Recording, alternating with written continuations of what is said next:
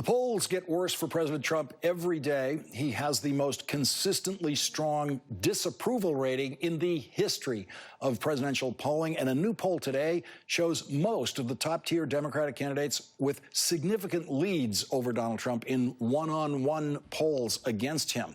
And so there is a very strong chance that he will not be president of the United States on the afternoon of the next inauguration day, according to what we know from the polls now. And if that happens, Donald Trump will have a lot of free time to deal with things like being indicted.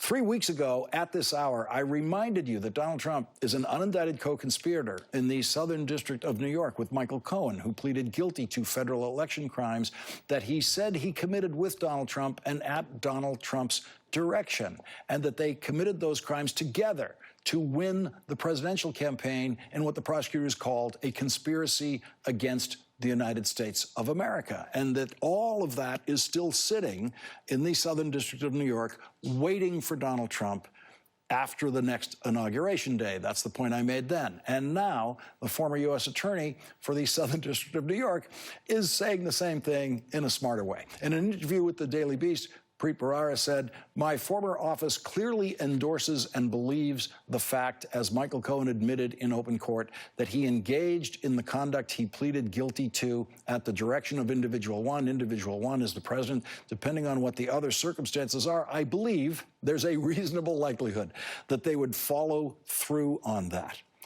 The man who thinks he's the smartest staff person in the Trump White House proved once again today that there is no good way of defending Donald Trump. Emmett Flood, the White House counsel who is assigned to defending the president in every investigation, is the author of a letter that was released by the White House today, presumably because Emmett Flood and the White House think it is very helpful to the president. It is a letter, as we just mentioned in the previous segment, to Attorney General William Barr. It was written the day after the redacted Mueller report was released.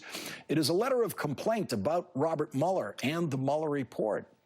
And its biggest complaint is that Robert Mueller in the report says that the special counsel could not exonerate the president in its investigation of obstruction of justice by the president.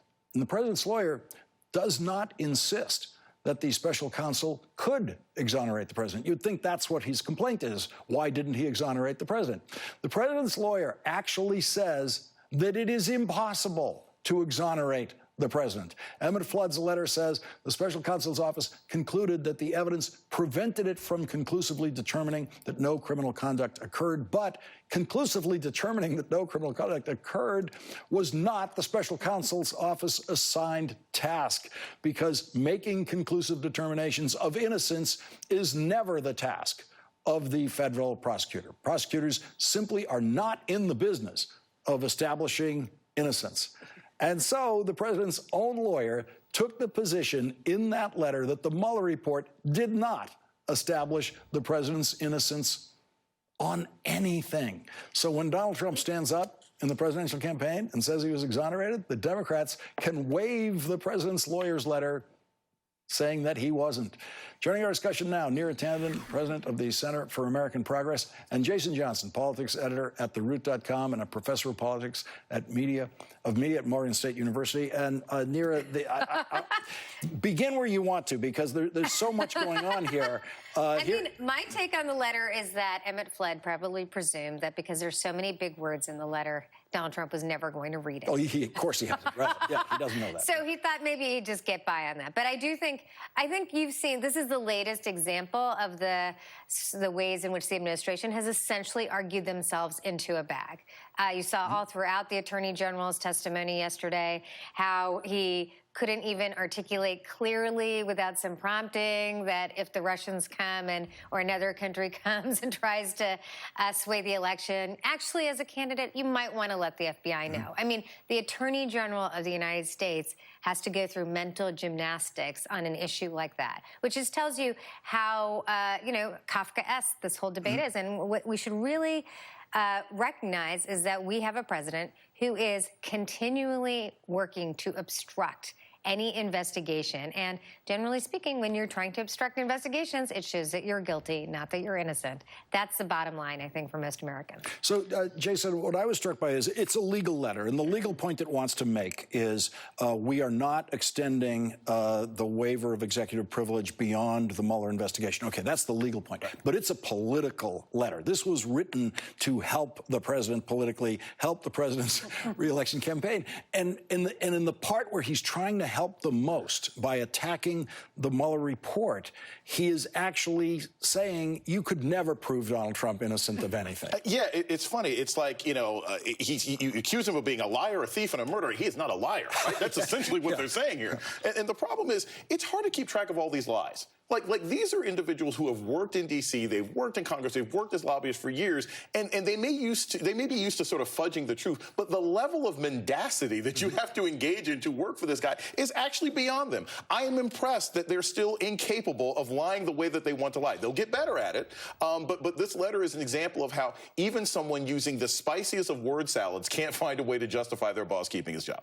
As evidenced by the fact that, you have Kamala Harris finding from the Attorney General that he didn't look at any of the underlying evidence. Yes. I mean, as Americans, we expect prosecutors to actually look at the basic evidence behind a case. The fact that he's unable to do that because his job was not to find what to do here. His job was to protect the president. I mean, the president basically put his own lawyer in charge of this investigation. Jason, these one-on-one polls are fascinating. They're early. Right. We grant that. They're early. But there's a consistent pattern that you see in those polls. And they line up and they make intuitive sense with a president who has always had significant majority disapproval, right, that he would be running behind any reasonable-sounding candidates. So that's the issue. Reasonable, right?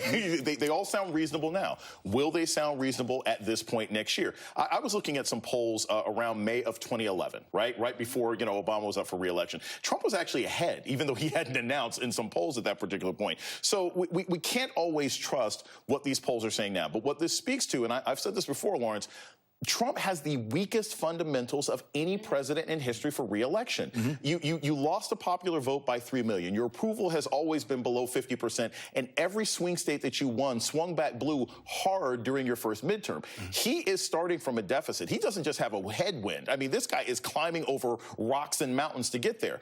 I don't know if that means that the Democrat can pull it off. We'll have to see who the final nominee is. But Donald Trump is not in a very strong position. And I objectively think any of the top 4 or 5 Democrats who are running right now, if they're smart, if they pick the right kind of VP, could probably pull off a victory, assuming that Trump and this administration don't cheat, which we can't. I think the one way that he is planning to win, I would agree that the fundamentals are definitely against him, and that he, he's, as many have said, he's the president of his base. He's not the president of the country. He's done nothing to reach out to the middle or to the 51% of the country so far. It's consistently has 50% or 55 or 58 against him. So it's a little unusual politics. But I do think his plan is to destroy the Democratic nominee. And I think he'll play psychological warfare in the Democratic primary. So I do think Democrats have to be mindful of who the candidate he wants is. Who can he go after? That's the only thing I would add to that. See, here's the thing about that. I never believe. First off, this guy's got terrible political instincts, right? So I don't trust anything that Donald Trump has to say. You lost the popular vote before.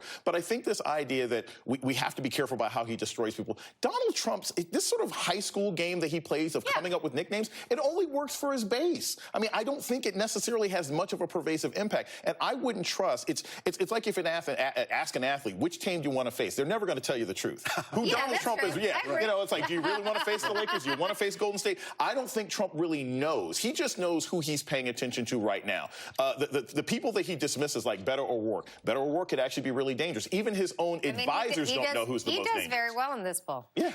Neera, you've worked in presidential campaigns. I want to, here's the way I've been watching the Trump re-election campaign. And presidential re-election campaigns are actually supposed to begin on the election night when you win. Your victory speech is supposed to be, at least partially, directed at the people who didn't vote for you. Okay? That is usually the case. In my watching of the Trump re-election campaign, I have never once seen him try to reach a voter who did not already vote for him. And so the way I look at the Trump campaign is, what did he do to convince a voter to change their mind and vote for Donald Trump today?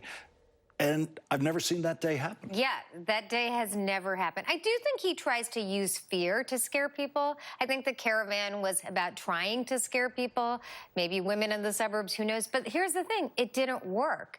That's the issue. He lost historically in the midterms.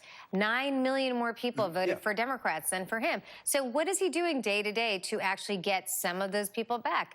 Nothing. I mean, very little. His whole strategy is to just bring more people out from the base, and I think that's a shaky category. Because here's the thing: he's no longer the change agent. He's the incumbent. He's not he can't promise new change in Washington. He has to go on what he's done. So far, he's only passed one major bill, and it was a tax cut that basically no one in America feels except for the top 1%, not his base.